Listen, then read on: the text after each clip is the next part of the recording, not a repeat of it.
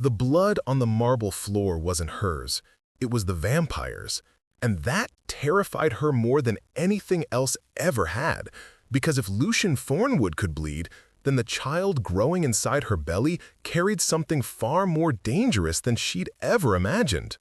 Wait, before the next revelation happens, if this mystery has already captivated you, let us know where you're following this story from. To make sure you don't miss any unexpected alliances or awakened powers, subscribe and join our circle. The game is about to change. Now, back to the scene. Elena Marsh pressed herself against the cold stone wall of the servants' corridor, her hands trembling as they clutched the stolen medical report. The Thornwood estate towered around her like a Gothic cathedral, all vaulted ceilings and shadows that moved independently of their sources. She'd worked here for 9 months as a cleaning woman, invisible among the dozens of human staff who maintained the vampire lord's sprawling manor. 9 months of hiding her swelling belly beneath increasingly creative layers of fabric. 9 months of terror that someone would discover her secret. The paper in her hands explained why Lucian had summoned Dr. Corvinus from the Vampire Council, the most powerful hematologist in their world. 3 words jumped out at her from the dense medical jargon. Daywalker gene activated. Elena's free hand moved instinctively to her stomach, now round and unmistakable beneath the oversized apron she wore. The baby kicked, a sharp jab against her ribs, as if responding to her racing heartbeat. She'd convinced herself for months that the child was simply human, that the single night she'd spent with Lucian, a mistake born of loneliness and wine and the dangerous magnetism he wielded like a weapon, had resulted in nothing more than an ordinary pregnancy. But babies didn't move like this. They didn't make their mother's eyes flash silver in mirrors. They didn't make electronics malfunction when they kicked. Elena. The voice came from everywhere and nowhere, silk and smoke woven together. She spun, and there he stood at the end of the corridor. Lucian Thornwood, alpha of the Eastern bloodline. 6 feet 3 inches of predatory grace wrapped in an Italian suit that probably cost more than her entire year's salary. His eyes, normally a deep amber, had gone completely black, pupils dilated with something between fury and fascination. "I can hear 2 heartbeats," he said quietly, taking a single step forward. "I've heard them for weeks now, growing stronger, growing faster than they should." Elena's back hit the wall. There was nowhere to run in the narrow passage. "I don't know what you're talking about." "Don't insult my intelligence." Another step. "And don't insult yours. You're a clever woman, Elena, clever enough to forge work permits, clever enough to alter your employee file to hide your real identity." His head tilted, a gesture that was distinctly inhuman. "Clever enough to recognize that something extraordinary is happening inside you." The medical report crumpled in her grip. "Stay away from me." Or what? Lucian's voice held no threat, only curiosity. "You'll run? With my child in your womb? You'll make it perhaps 3 miles before every vampire in the territory senses what you carry. They'll tear you apart to get to it. Or, worse, they'll keep you alive to see what emerges." The corridor seemed to shrink around her. Elena forced herself to breathe, to think. She'd spent her whole life among monsters, not vampires, but the human kind. Her father had sold her to pay gambling debts when she was 17. She'd survived. She'd escaped. She'd learned to be invisible, to anticipate danger, to trust no one. "Why now?" she demanded. "You knew. You've known for weeks," you said. "Why confront me now?" Something flickered across Lucian's face, an emotion she couldn't name. Because 3 hours ago, the Vampire Council received an anonymous report that I've sired an unauthorized hybrid. They're sending an Inquisitor. He paused. They arrive at dawn. Elena's blood turned to ice. Everyone knew what the Council did to unauthorized hybrids. There were no trials, no appeals, just execution of both the hybrid child and the vampire parent. Then you're dead either way, she said flatly. So why do you care if I run? Lucian closed the distance between them in a blur of movement that should have been impossible. Suddenly he was there, inches away, and Elena could see the fine silver threads in his black hair, the faint scar along his jawline that suggested he was far older than he appeared. His hand rose slowly, giving her time to flinch away, but she held still as he pressed his palm against her belly. The baby kicked hard. Lucian's eyes widened, then closed. When he opened them again, they'd returned to amber, but something in them had changed. Because, he said softly, that child just recognized its father. And because in 300 years of existence, I've never felt anything remotely like what I'm feeling right now. Elena's throat tightened. Fear? Purpose. The word hung between them like a challenge. Elena studied his face, searching for deception and finding only a terrible honesty. You want to claim it, she whispered, even knowing it will destroy you. I want to protect it, both of you. Lucian's hand remained on her belly, warm despite the vampire chill that should have made his touch corpse cold. But I need your cooperation. Running will get you killed. Staying might get us all killed. Or, he paused, it might be the only way any of us survive. What are you proposing? A negotiation. Your freedom and safety in exchange for an opportunity I've been waiting centuries for. Lucian's hand remained on her belly, warm, despite the vampire chill that should have made his touch corpse cold. But I need your cooperation. Running will get you killed. Staying might get us all killed. Or, he paused, it might be the only way any of us survive.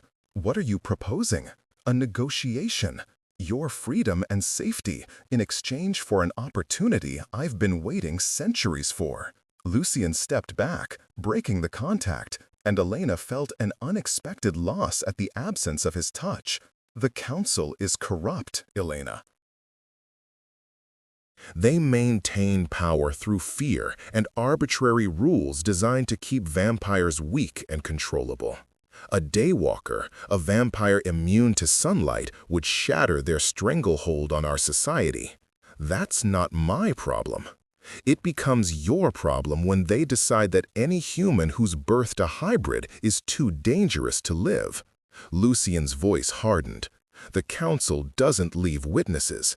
Even if you run, even if you hide, even if you somehow evade every vampire hunter in existence, they'll find you eventually, and they'll make an example of you.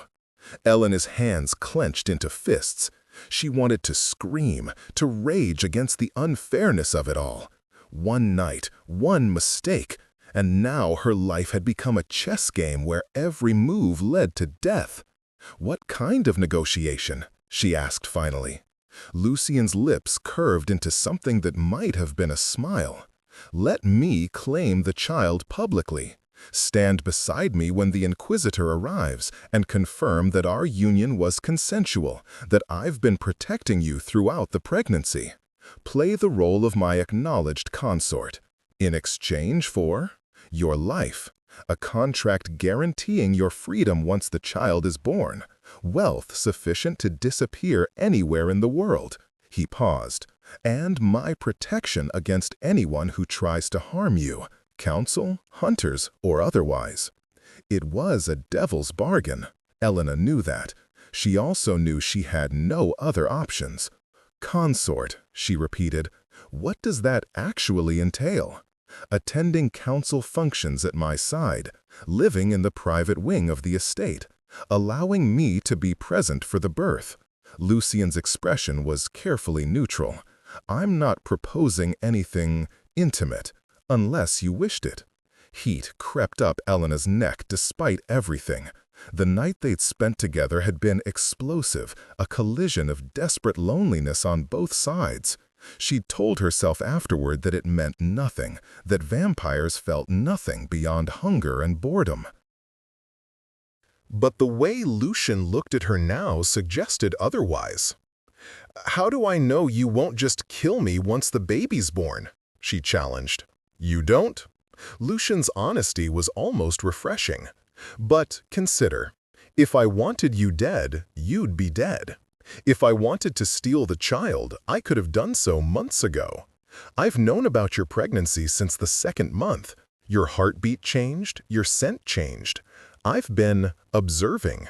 That's not comforting. It's not meant to be. It's meant to be truthful." He pulled a folded document from his jacket. "This is a blood contract, unbreakable under vampire law. It specifies every term I've mentioned. Sign it, and I'm bound to uphold it or face dissolution. True death, even for an alpha." Elena took the paper with shaking hands. The text was dense, written in formal language that mixed English with Latin phrases. But the terms were clear. Freedom, safety, wealth, a life after this nightmare ended. "What if the child doesn't survive the birth?" she asked quietly. "What if I don't?" Something flickered in Lucien's eyes. Pain, perhaps, or an old memory. "Then I'll have failed in my purpose, and the council will likely execute me regardless.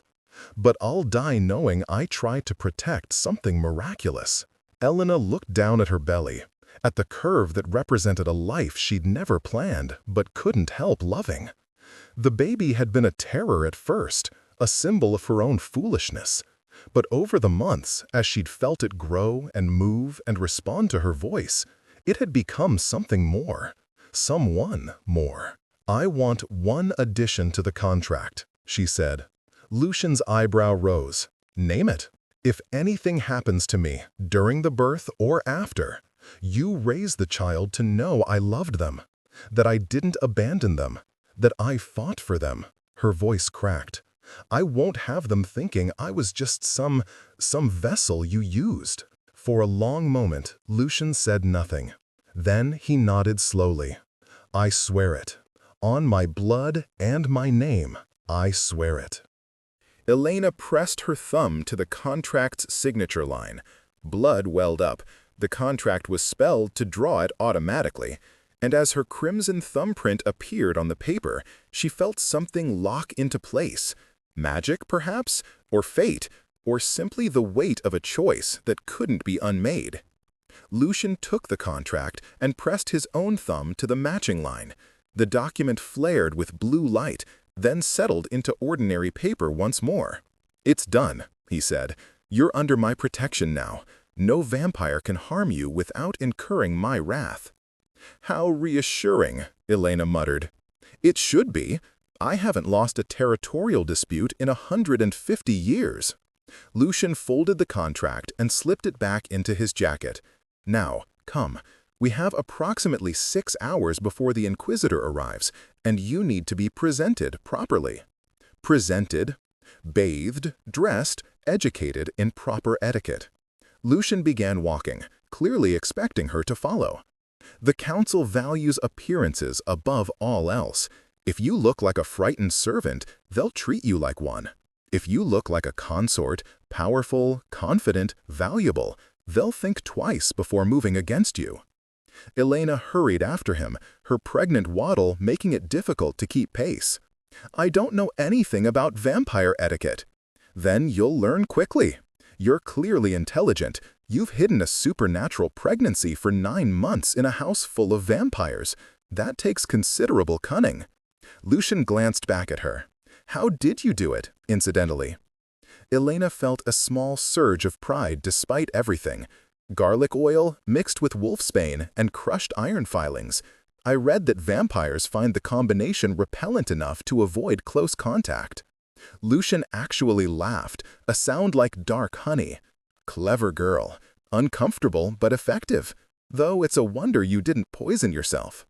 I did, twice, mild cases. Worth it. They climbed a spiral staircase that Elena had never been permitted to use before. The transition from servant spaces to noble quarters was jarring.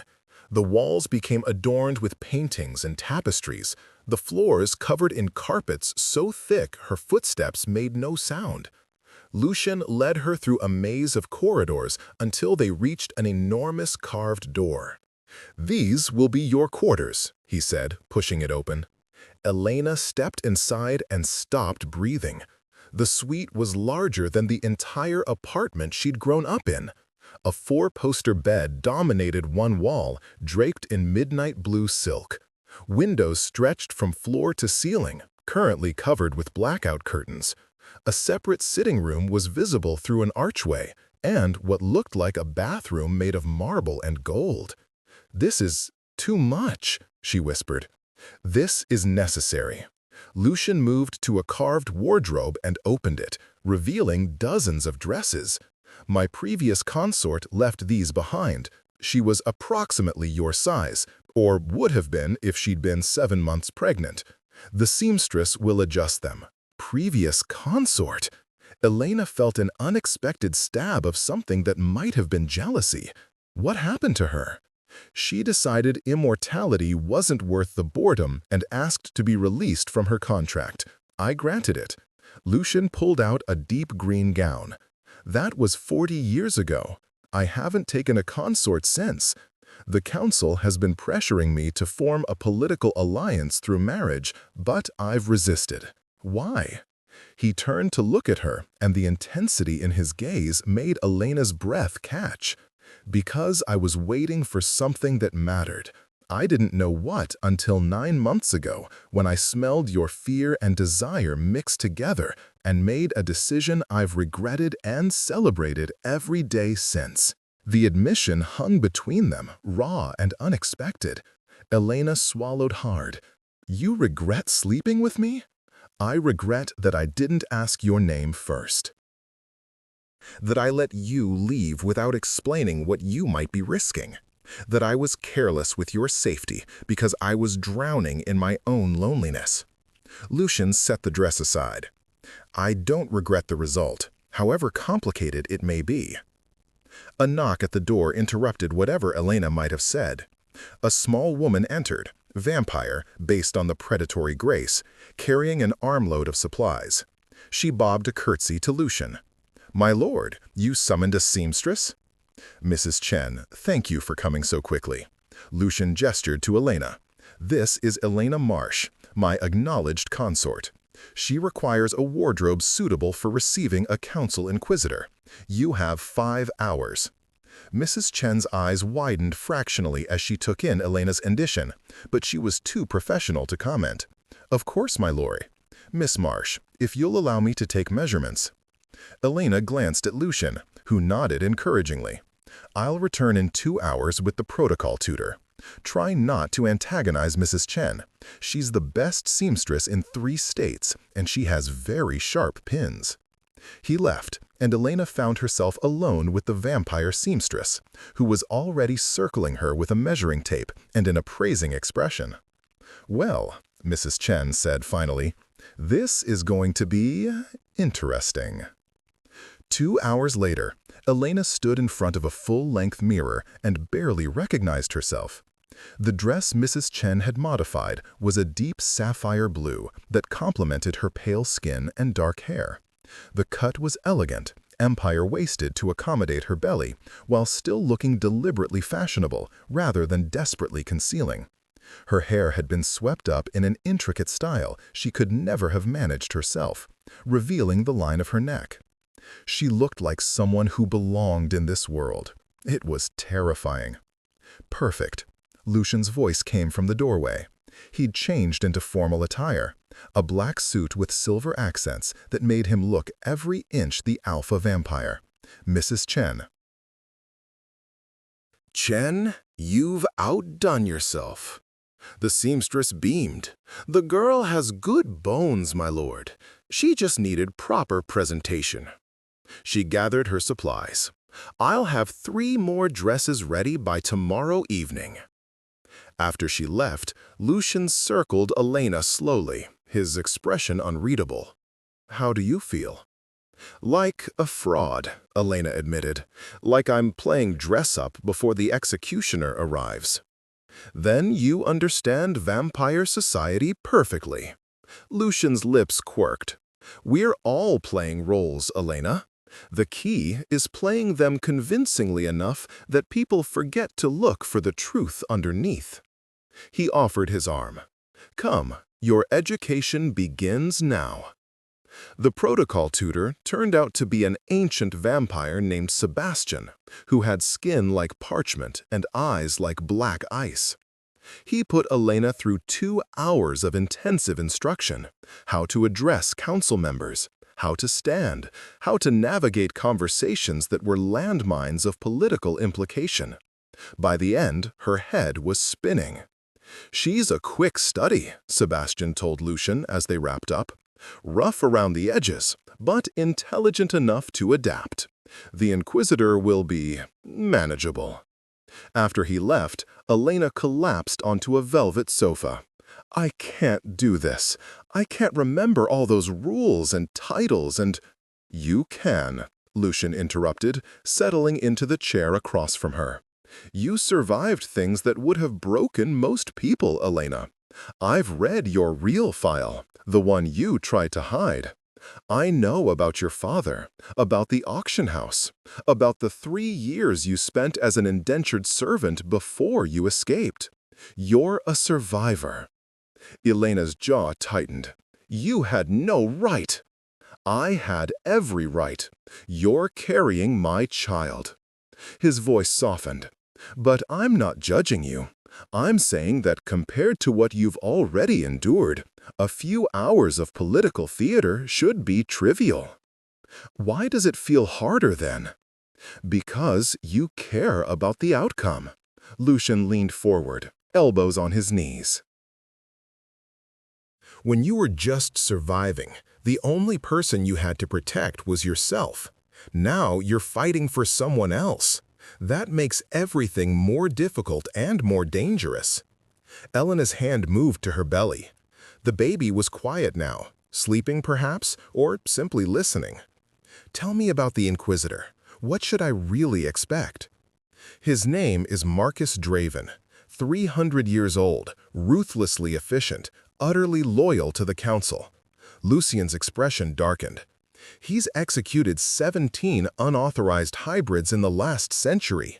He takes no pleasure in it, but he never hesitates either.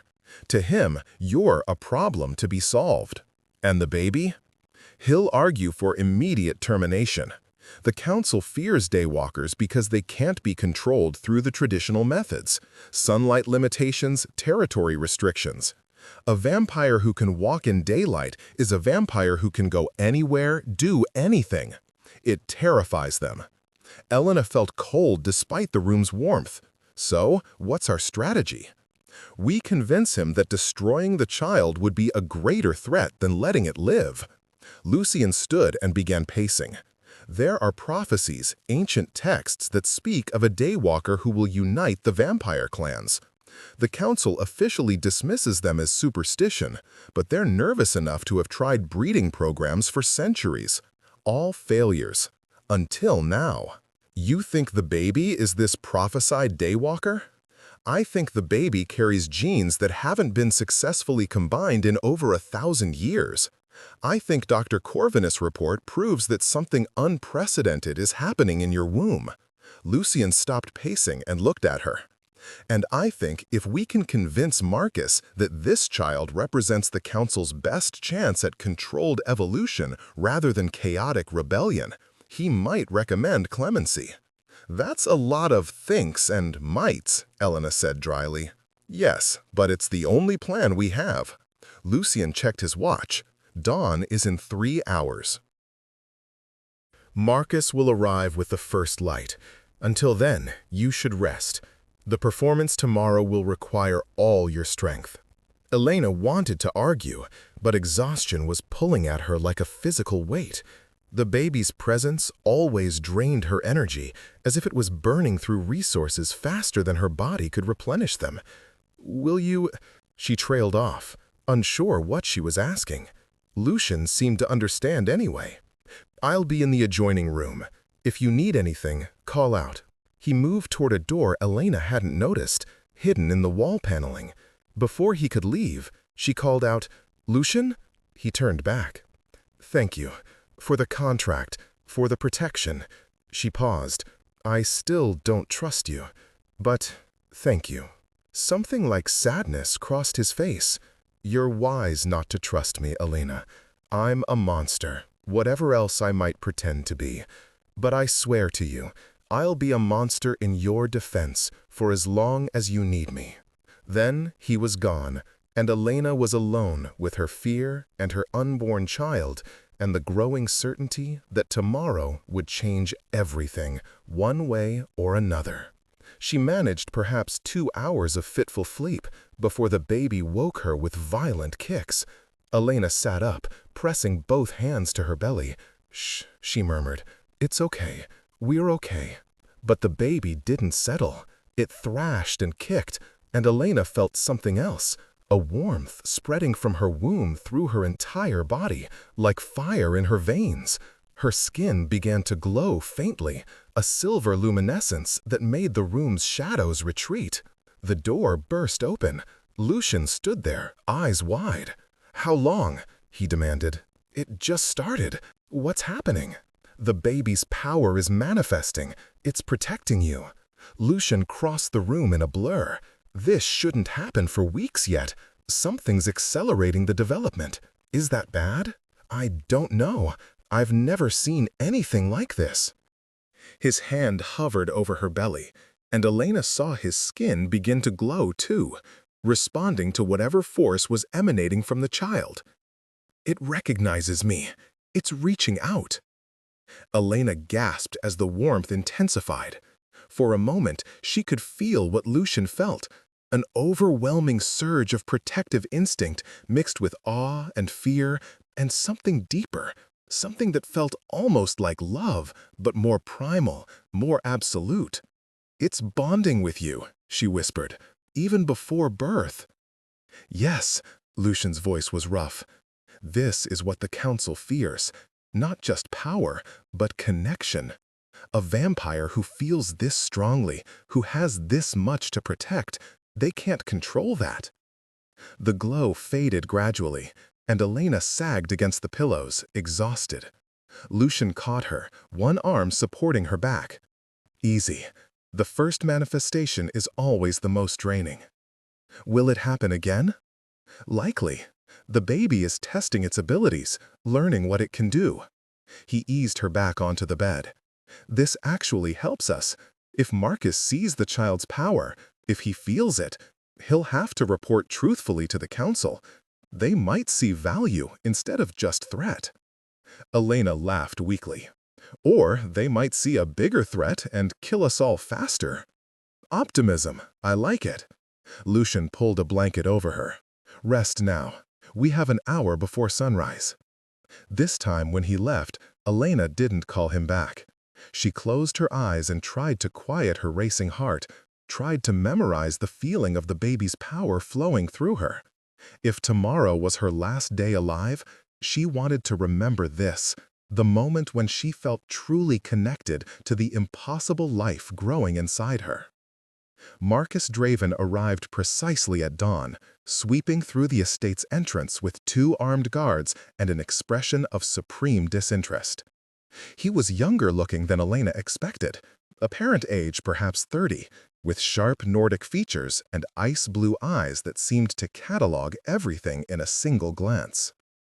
Elena stood beside Lucian in the formal receiving room, her heart hammering so hard she was sure everyone could hear it. She'd been dressed in a deep burgundy gown, her hair styled elegantly, every inch of her screaming consort rather than terrified human. "Lord Thornwood," Marcus said, his accent placing him somewhere in Scandinavia originally. "I trust you know why I'm here." I received notification of an inquiry into alleged unauthorized hybrid creation, Lucian replied, his tone bored. I assume this is about Elena. Marcus's gaze shifted to her, and Elena felt the weight of his assessment. You acknowledge the pregnancy? Obviously. I'm not blind. Lucian's hand moved to the small of Elena's back, a gesture of ownership that made her stiffen. Elena Marsh is my acknowledged consort. The child is mine, all done according to proper protocol. The report I received suggested otherwise. It claimed the pregnancy was hidden, that the human was working as common staff, that you were unaware until recently. The report was filed by jealous rivals, hoping to see me stripped of my territory. Lucian's voice hardened. I've had enemies on the council since I refused the alliance marriage with House Corvinus. This is clearly a political maneuver. Marcus pulled out a tablet and scrolled through information. The medical records show no prenatal care until 3 days ago. That's unusual for a claimed consort pregnancy. Elena has a complicated medical history, Lucian said smoothly. She preferred privacy until we were certain the pregnancy would be viable. Given the rarity of vampire-human hybrids, I deemed her caution reasonable. It was a good lie, delivered with absolute conviction. Marcus's expression didn't change. I'll need to verify the child's parentage. Blood test, both of you. One of the guards stepped forward with a medical kit. Elena forced herself to remain still as the needle pricked her arm, drawing 3 vials of blood. Lucian submitted to the same process without flinching. Results in 3 minutes, Marcus said, handing the vials to the second guard, who placed them in some kind of portable analyzer. While we wait, tell me about the conception. How did it occur? Elena had practiced this story a dozen times with Sebastian. We met at a charity function, she said, pleased that her voice stayed steady. I was working there as a server. Lord Thornwood and I struck up a conversation about the artwork on display. I'd studied art history before my financial circumstances changed. We talked for hours. And then? Marcus's eyes never left her face. He invited me to dinner, and then to stay at the estate, initially in guest quarters. Elena managed a small smile. The attraction between us was immediate and intense. When I discovered I was pregnant, Lord Thornwood offered me the consort contract. I accepted. Why hide the pregnancy from his household? I didn't hide it from him. I hid it from everyone else. Elena lifted her chin. I'm a human woman carrying a vampire child. The power dynamics terrify me. I wanted to be certain of my position before making myself vulnerable to the judgment of others. It was close enough to truth that she could deliver it convincingly. Marcus's expression remained neutral, but she saw something flicker in his eyes. Perhaps understanding, perhaps respect for the honesty. The results are ready, the guard announced.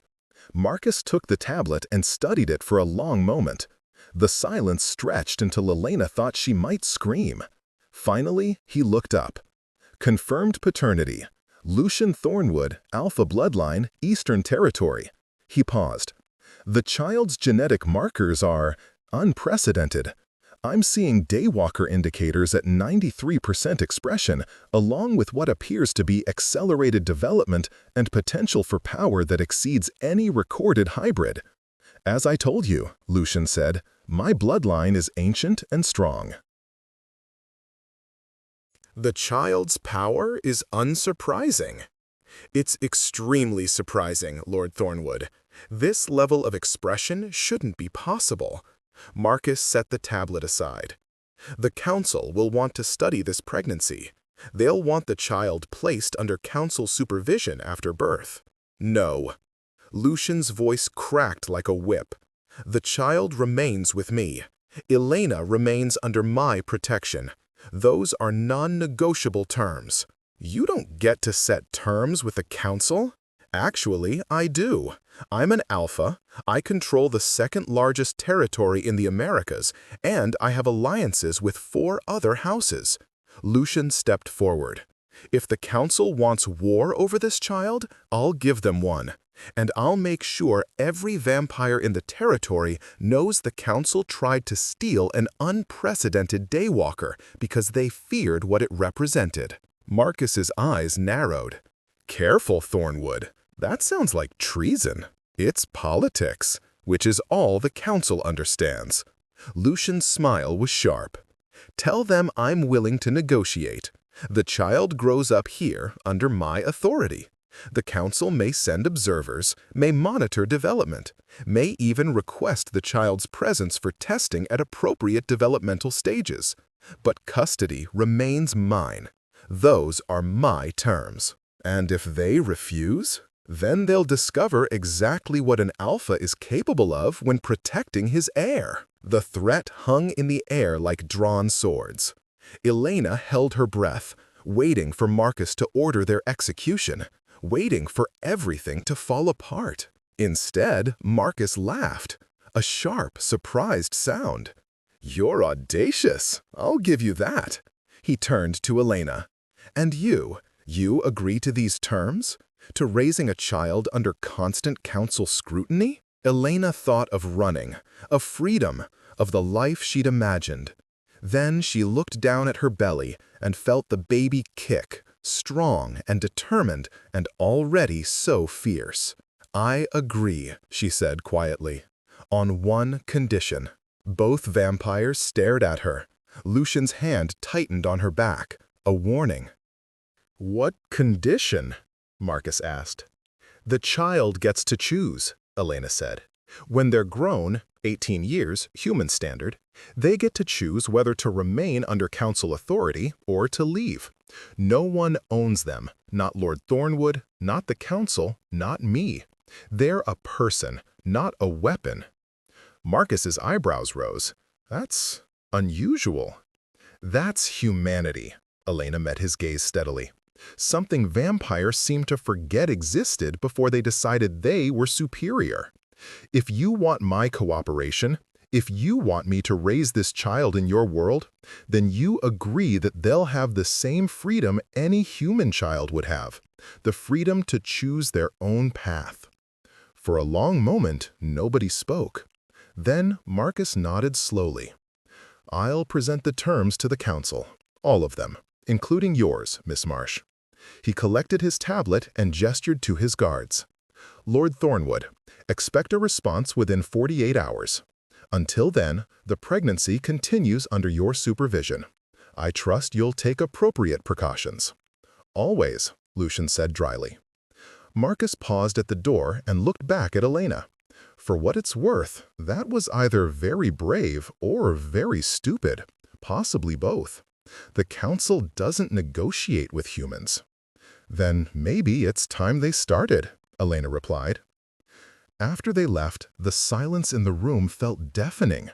Elena's legs began to shake, the adrenaline that had kept her upright finally draining away. Lucian caught her before she could collapse, sweeping her into his arms and carrying her to a sofa. "That was insane," he said, but there was admiration in his voice. "Demanding the child's freedom? You realize that makes you more of a threat than any vampire, don't you?" "Good," Elena muttered. "Let them be threatened. I meant what I said. No one owns this child, not even you." Lucian set her down carefully, his hands lingering on her shoulders. "I never wanted to own anyone, Elena. I've lived too long, seen too much cruelty masquerading as authority. What I want is—" He stopped, searching for words. "What I felt when the baby bonded with me. Connection, family, something real in a world of endless pretense." Elena looked up at him, seeing past the predator to something more complicated underneath. "You're lonely. For 300 years, yes." His smile was sad. "Immortality is a curse dressed as a gift. Everyone you love dies. Everyone you trust betrays you eventually, or simply fades away. I've built an empire of power and influence, and it's all utterly meaningless. Until now. Until now. Lucian's hand moved to her belly, and Elena felt the baby respond, a flutter of recognition. This child is meaning, purpose, a reason to fight for something beyond simple survival. Elena covered his hand with hers. What happens if the council refuses your terms? Then we run. I have resources, safe houses in 7 countries, allies who owe me favors. His expression hardened. I'll burn my entire territory to ash before I let them take this child. And me? You're included in the we, Elena. Like it or not, we're bound together now. Not just by the baby, but by the choices we've made. Lucian pulled his hand back, and Elena felt the loss of his warmth. I suggest you rest. The next 48 hours will determine everything. The council's response came 36 hours later, delivered by encrypted message. Terms acceptable with modifications. Lord Thornwood maintains custody. Council observer to be embedded in household until child reaches maturity. All developmental testing to be performed under council supervision. Child's freedom at 18 conditional on demonstrated control of abilities and passage of council evaluation. Negotiations to continue post-birth regarding child's role in vampire society. Elena read the message 3 times, trying to parse the political doublespeak. Is this good? It's not death, so yes. Lucian paced the length of the study, his expression thoughtful. They're leaving room for manipulation later. That evaluation clause is deliberately vague. But it buys us time, and time is what we need. Who's the council observer? Unknown until they arrive. Could be anyone from a minor functionary to a full inquisitor. He stopped pacing. Whoever it is will report everything. Every interaction, every developmental milestone, every mistake we make. You'll have no privacy, Elena, no freedom to be yourself. Elena laughed, the sound brittle. I haven't had privacy or freedom since I was 17. At least this time I'm choosing the cage. Lucian's expression softened. It doesn't have to be a cage. We'll make it work, Elena. I promise you that. 3 weeks later, the council observer arrived, a vampire named Isolde Winters, who looked like a porcelain doll and had the personality of a calculating machine. She took up residence in the East Wing and immediately began documenting everything in meticulous detail. Elena's pregnancy progressed rapidly after that, too rapidly. By what should have been her 8th month, she looked full term. Her belly enormous, her body struggling under the supernatural demands of the child.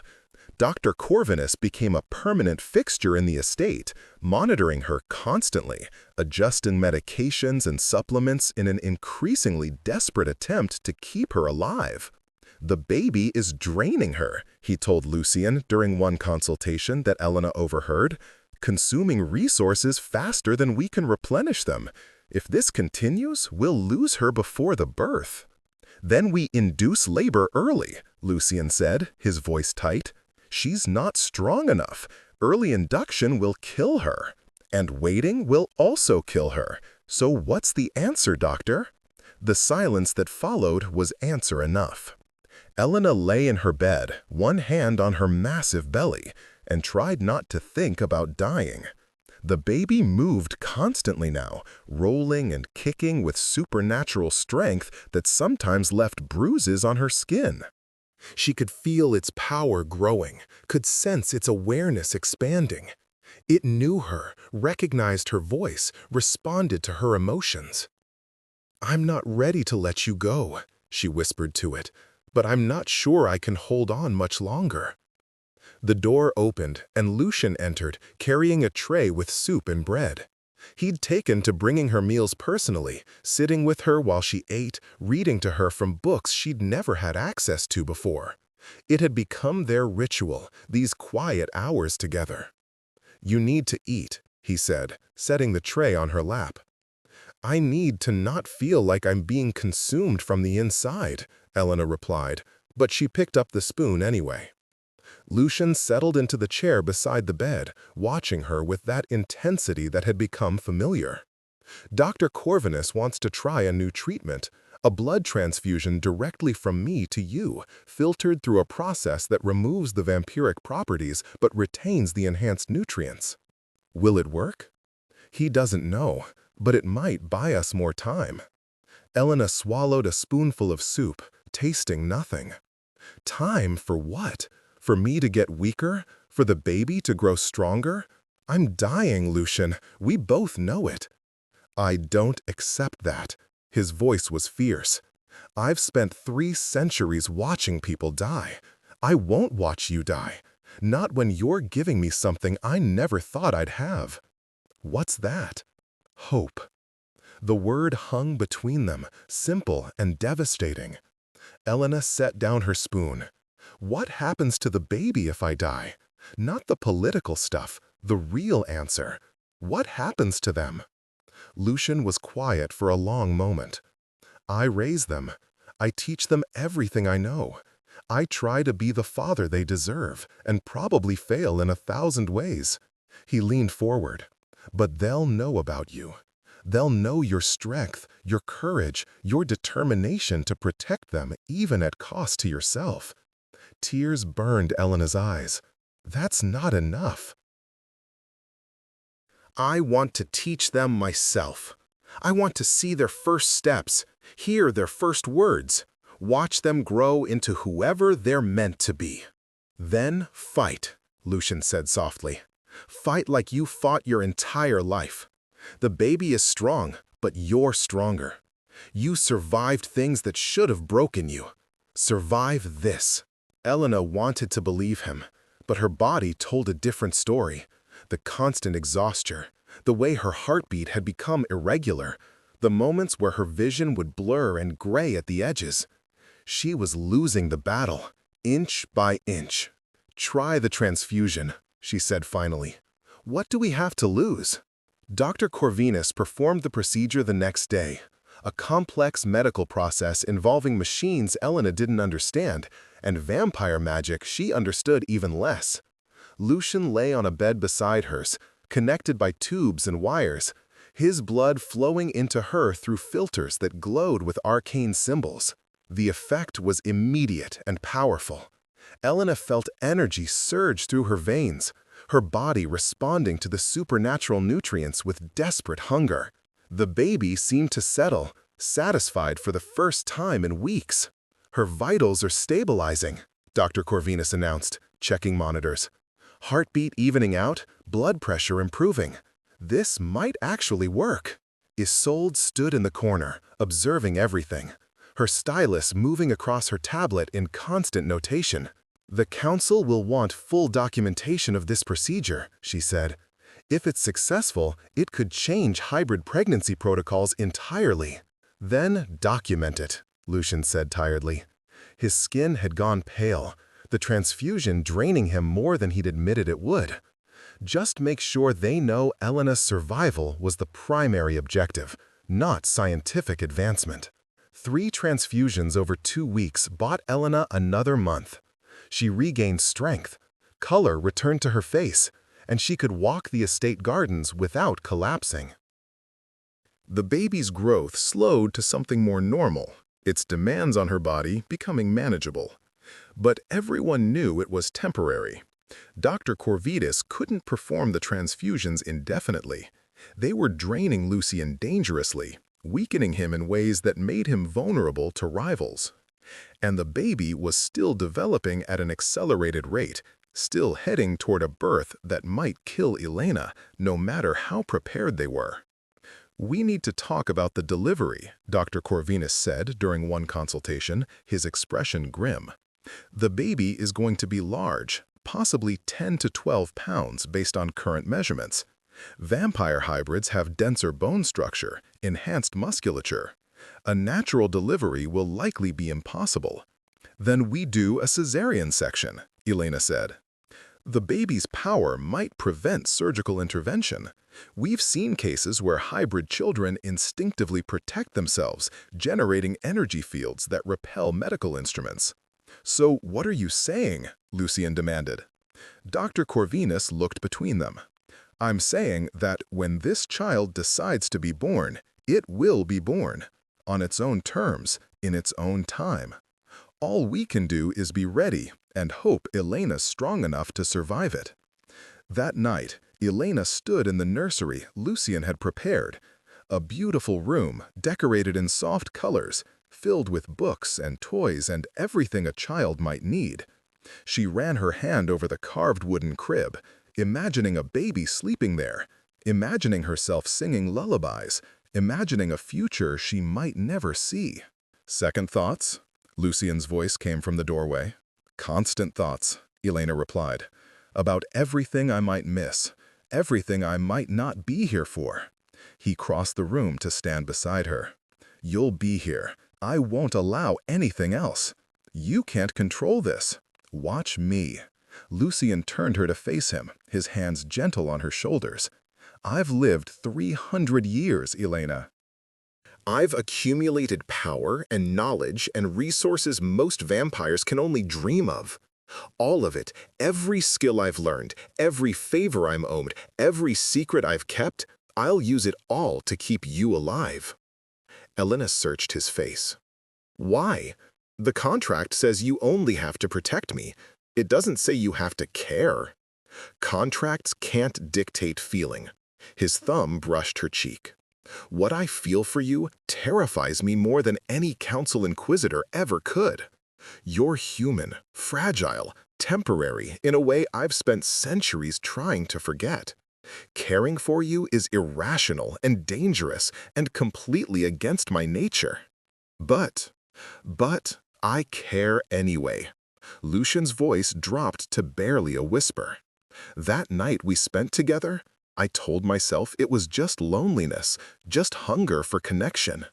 But you've been living in my house for months now, and every day I find new reasons to want you to stay. The way you stand up to Isolde when she's being insufferable. The way you read to the baby, talking to them like they're already a person. The way you look at me sometimes like you're trying to solve a puzzle. Elena's heart hammered. I am trying to solve you. You're the most complicated person I've ever met. Good. I'd hate to be simple. His smile was crooked. I'm not asking you for anything, Elena. I know the contract gives you freedom after the birth. I'll honor that. But I want you to know, if you chose to stay, not as a consort, but as whatever you wanted to be, I'd welcome it. It was the closest thing to a confession of feeling Elena had ever heard from him. She raised one hand to his face, feeling the coolness of his skin, the inhuman perfection of his features. Ask me again after the baby's born, when I'm not half dead and terrified, when I can think clearly. I'll ask you every day if that's what it takes. Lucian turned his head, pressing a kiss to her palm. For now, let's focus on getting you through this. The baby came 2 nights later, on a new moon when the estate was quiet and Isolde had retired to her quarters.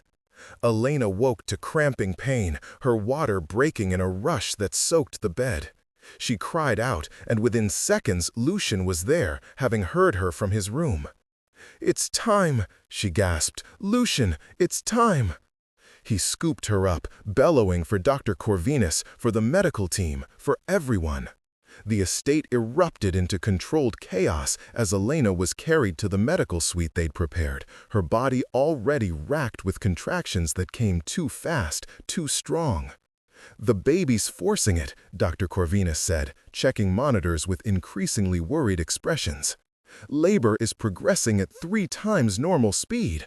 Elena, you need to breathe. You need to—" "I know what I need to do," Elena said. The baby came 2 nights later, on a new moon when the estate was quiet and Isolde had retired to her quarters. Elena woke to cramping pain, her water breaking in a rush that soaked the bed. She cried out, and within seconds Lucian was there, having heard her from his room. "It's time," she gasped. "Lucian, it's time." He scooped her up, bellowing for Dr. Corvinus, for the medical team, for everyone. The estate erupted into controlled chaos as Elena was carried to the medical suite they'd prepared, her body already racked with contractions that came too fast, too strong. "The baby's forcing it," Dr. Corvinus said, checking monitors with increasingly worried expressions. "Labor is progressing at 3 times normal speed.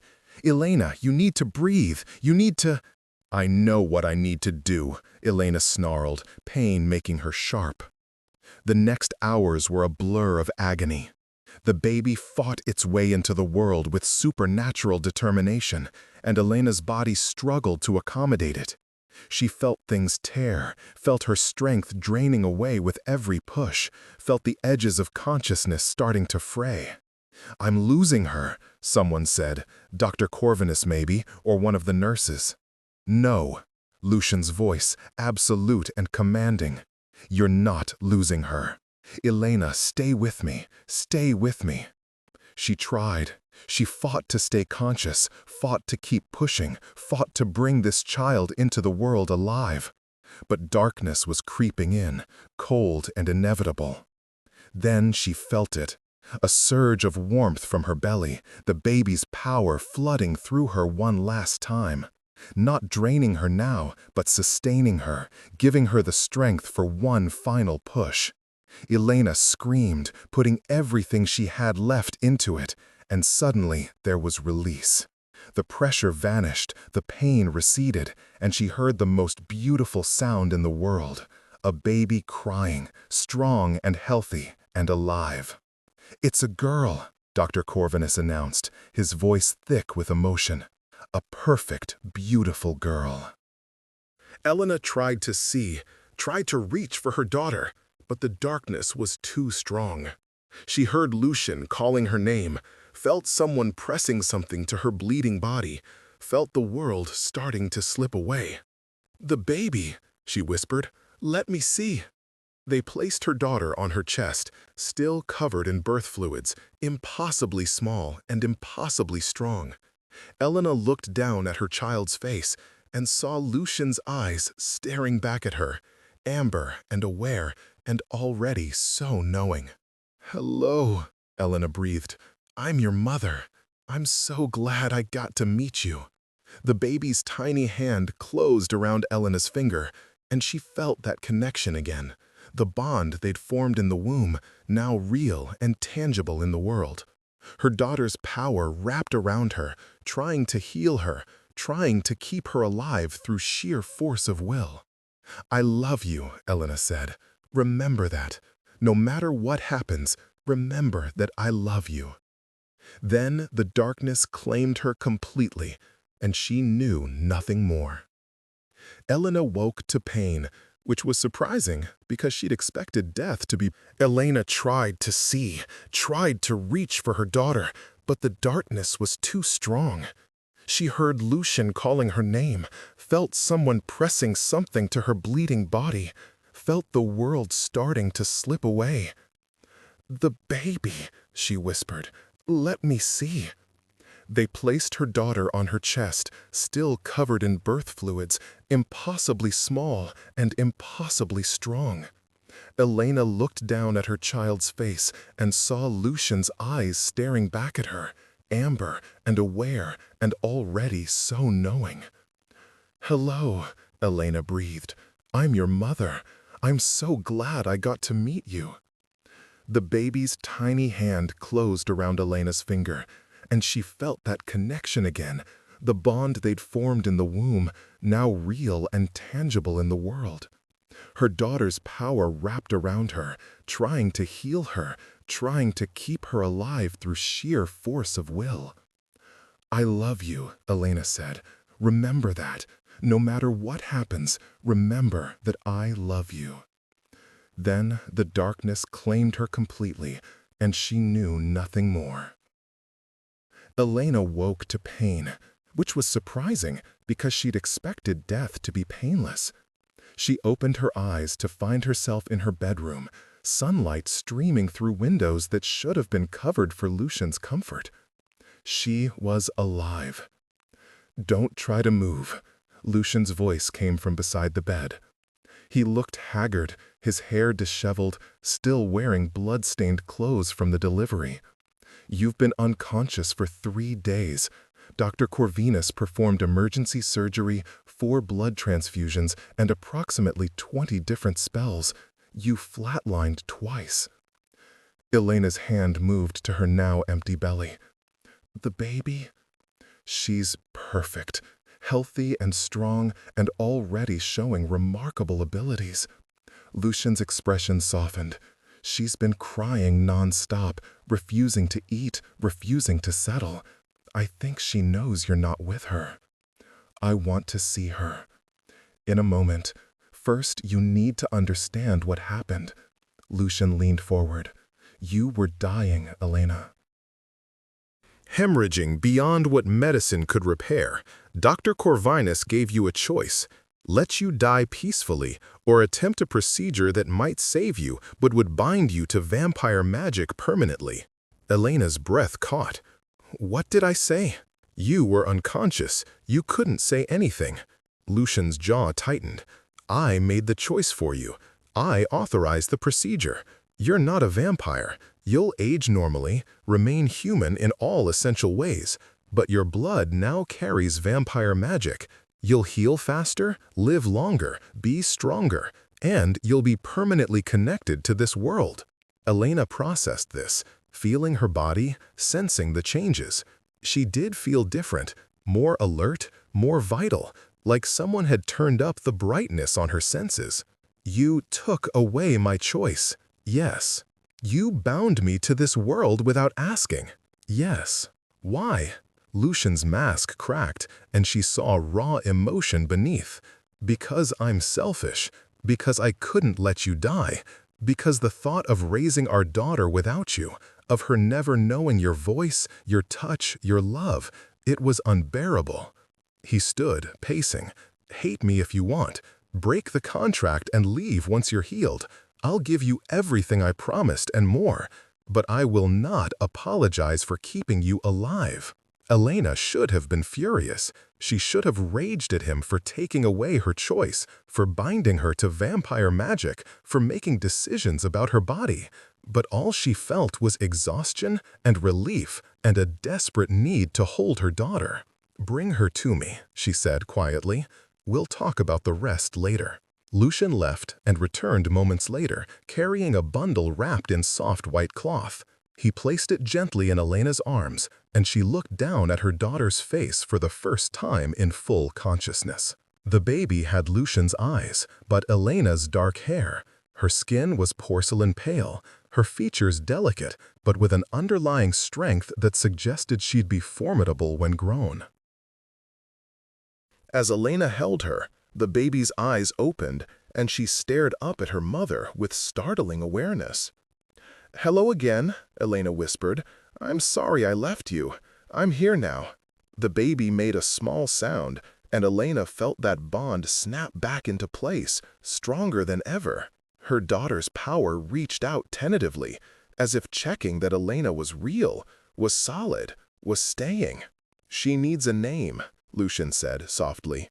Elena had thought about names throughout the pregnancy, but nothing had felt right. Now, looking at her daughter's ancient eyes in an infant face, one name emerged clearly. "Aurora," she said. "For the dawn, for new beginnings." "Aurora Thornwood," Lucian murmured. "It's perfect." "Aurora Thornwood Marsh," Elena corrected. "She's both of ours, both human and vampire, both worlds." Lucian nodded slowly. "Aurora Thornwood Marsh, the first daywalker in 1,000 years." He reached out, and Aurora wrapped her tiny hand around his finger, just as she'd done with Elena. "And the first vampire child in 300 years that I'll watch grow up." Over the following weeks, Elena healed with supernatural speed, the vampire magic in her blood accelerating her recovery. She learned to navigate her new abilities, enhanced strength, sharper senses, a resilience she'd never possessed before.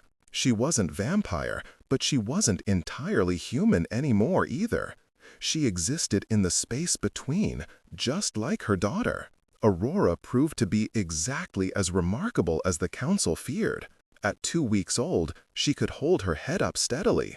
At a month, she was trying to crawl. Her power manifested in unpredictable ways.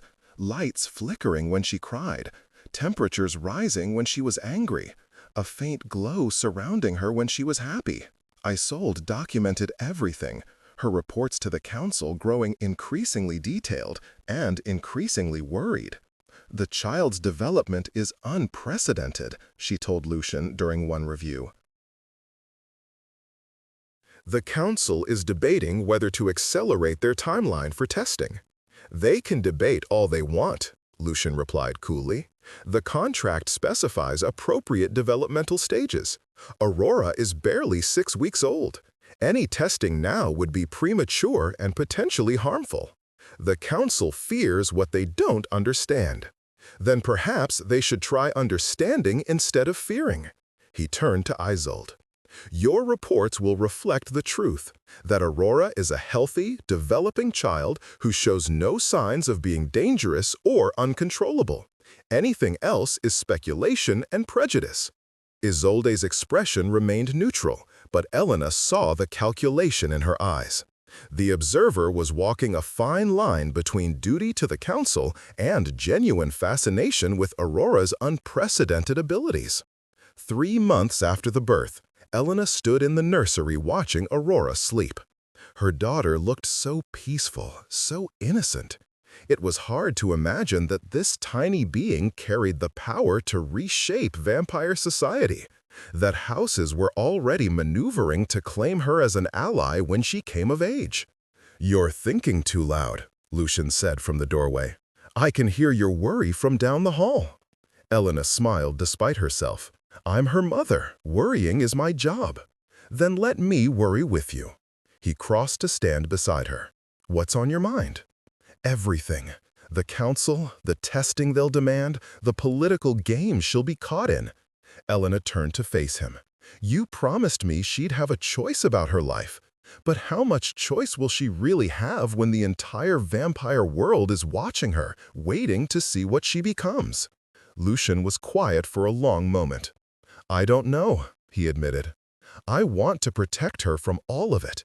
The politics, the expectations, the burden of being the first daywalker. But I also know that trying to shelter her completely will only make her weaker. She needs to learn to navigate this world, to understand its dangers and opportunities." "She's 3 months old. She's 3 months old with the awareness of someone far older." Lucian gestured to the crib, where Aurora had opened her eyes and was watching them with eerie intelligence. "She understands more than she should. That's part of what makes her remarkable and part of what makes her vulnerable." Elena reached into the crib, lifting Aurora into her arms.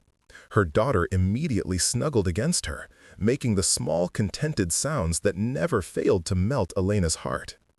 "I need to know you'll protect her," she said to Lucian. "Not just from external threats, but from the vampire world itself. From becoming a weapon or a symbol or anything except what she wants to be." "I swear it." Lucian's hand covered both of theirs, mother and daughter together. "On my blood and my name, I swear I'll give her the tools to choose her own path, whatever that path may be." Aurora's hand reached up, touching both their faces, and for a moment Elena felt what her daughter felt, a deep sense of belonging, of family, of home. It was everything she'd never had growing up, everything she'd never dared hope for. "I need to tell you something," Elena said quietly, "about the contract." Lucian tensed. "You want to leave?" "No, I want to renegotiate." Elena met his gaze steadily. "The current contract ends when Aurora turns 18. I want a new contract, one that covers the years between now and then, one that defines me as more than just a protected consort. What do you want to be?" "Aurora's mother, your partner in raising her." Elena paused.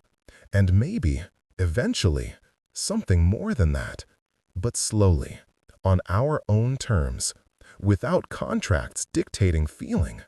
Lucian's expression transformed, surprise giving way to something like joy. "You want to stay? Truly stay. I want to try. This place, these people, you. It's not what I expected. Not what I would have chosen for myself." Elena smiled. "But Aurora chose it by being born. And I'm choosing it now. For her. For us. For whatever we might become." "No contract then," Lucian said firmly. "Contracts are for business arrangements. What I want with you, what I hope we can build together, it's not business." The word hung between them, weighted with promise and possibility. Elena had never had a real family, had never believed she'd have one. But looking at Aurora in her arms, feeling Lucian's hand warm over hers, she thought maybe she could learn. "Family," she repeated. "I like the sound of that." Aurora chose that moment to display her emerging powers, her small body beginning to glow with that silver luminescence they'd seen during the pregnancy. The light filled the nursery, warm and welcoming, and Elena felt her daughter's joy radiating outward. "She approves," Lucian said, laughter in his voice. "Of course she does. She's been trying to keep us together since before she was born." Elena kissed Aurora's forehead. "Smart girl. You knew what you needed before we did." The next year passed in a blur of developmental milestones that astonished everyone. Aurora walked at 4 months, spoke her first words at 5, and by her first birthday could hold complex conversations and read basic texts. The council's observer documented every advancement, but even Isolde's clinical reports couldn't hide her growing affection for the remarkable child. "She asked me today why vampires and humans are separate," Isolde told Lucian and Elena during one monthly review. "I didn't have a good answer." "Because the council maintains power through division," Lucian said bluntly. "Aurora threatens that because she's living proof that the division is artificial." "Perhaps," Isolde set down her tablet. "For what it's worth, my reports to the council have been unanimous in recommending that Aurora be left in your custody. She's thriving here. Removing her would be both cruel and counterproductive." "Thank you," Elena said quietly. "I know, your position isn't easy." "No, but it's been enlightening." Isolde stood. "If you'll excuse me, I believe Aurora requested that I read her a story about the founding families. She's quite insistent when she wants something." After she left, Elena leaned against Lucian. "She's going to be formidable when she grows up." "She already is." Lucian wrapped an arm around her waist. "Just like her mother." Elena tilted her head up, and Lucian kissed her. The first real kiss they'd shared since the night Aurora was conceived. It was gentle and questioning and full of promise. "Is this okay?"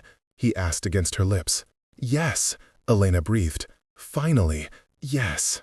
They'd built toward this slowly over the months, working together to raise Aurora, learning to trust each other, letting the connection between them deepen naturally.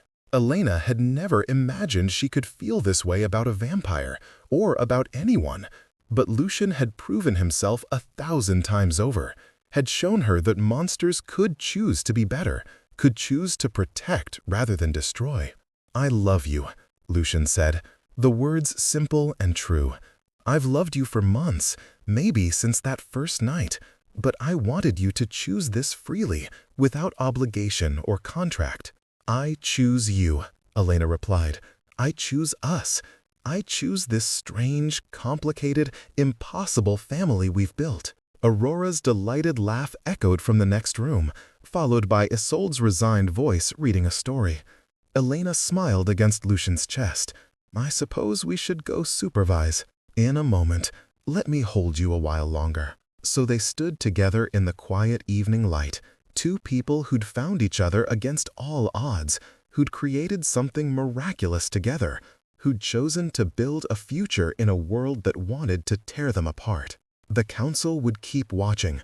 Aurora would keep growing, developing abilities that would shake the foundations of vampire society. Challenges would come, threats would emerge, and the path ahead would be anything but simple. But for now, in this moment, they had each other. They had their remarkable daughter. They had hope. And sometimes, Elena thought, as Lucian's arms tightened around her, hope was enough to build a world on.